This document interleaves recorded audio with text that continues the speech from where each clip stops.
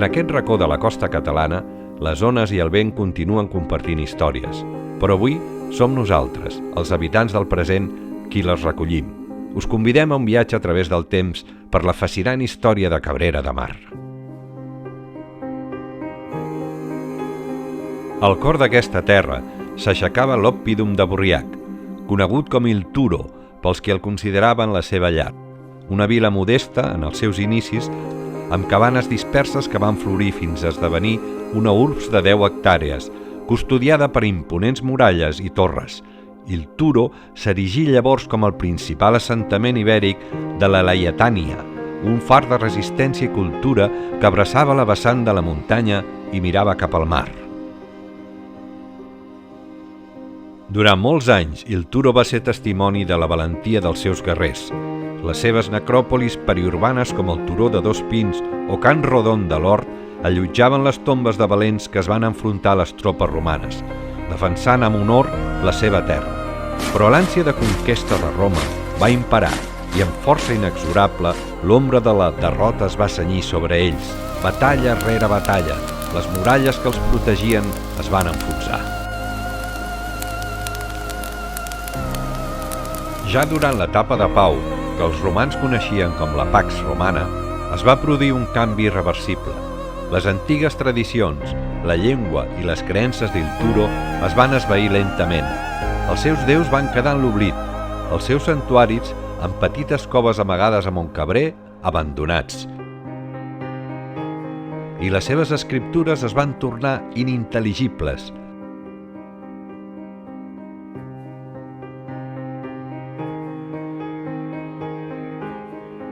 Avui, gràcies a la recerca, podem recuperar de mica en mica la seva memòria. Amb tot, ja des d'inicis del segle II abans de Crist, els colons itàlics es van establir aquí, coexistint amb el poble sotmès, i pedra a pedra van aixecar una nova urbs a l'estreta vall, avui dia encara amagada, en bona part, sota els peus de tots nosaltres. Aquí es van fundar les primeres termes romanes de la península ibèrica al segle II abans de Crist.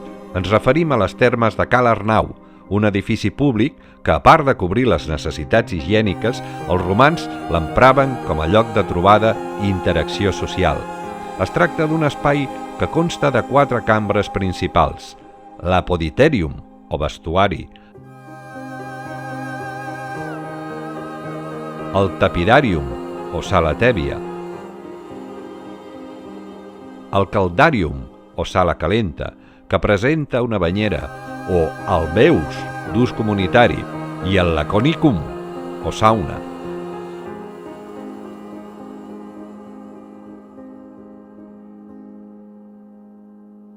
A més, es documenten altres estances destinades a serveis on trobem diferents estructures i materials relacionats amb el funcionament dels diferents espais de l'edifici, com ara forns, dipòsits d'aigua, conduccions de plom, aixetes de bronze, entre d'altres.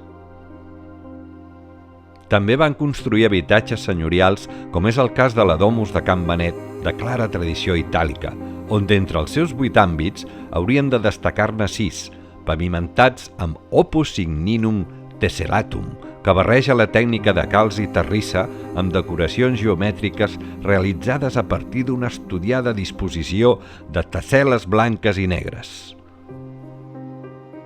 I és clar, també van aixecar edificis cultuals, temples com el de Can Modolell, per venerar les noves deïtats. Precisament d'allà provenen les ofrenes que ens han permès de conèixer el nom d'alguns que varen habitar les nostres terres. Libens ex voto edera, Gaius Atilius Cupitus. Així va complir Gaius Atilius Cupitus el seu vot de bon grat. Unes paraules que, desafiant l'oblit, han esdevingut testimoni d'una història que ens uneix a través del temps, una connexió eterna entre el passat i el present.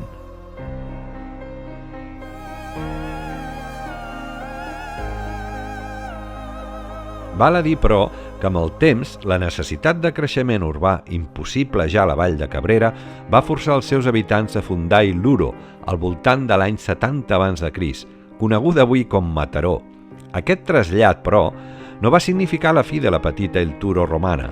Ans al contrari, va marcar el començament d'una nova etapa, transformant les antigues residències de luxe en centres productius, com l'àrea que envolta el forn de Ca l'Arnau, on es fabricaven àmfores per transportar vi laietà a terres llunyanes.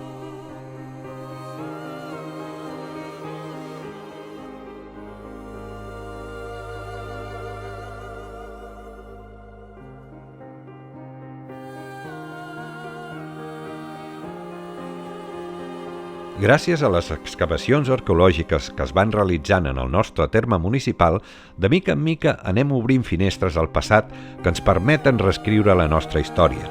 Amb cada descobriment, el llegat d'Il Turo cobra vida novament, connectant-nos amb els nostres avantpassats i ens recorda que la història és una narrativa en evolució i nosaltres som els guardians dels seus relats.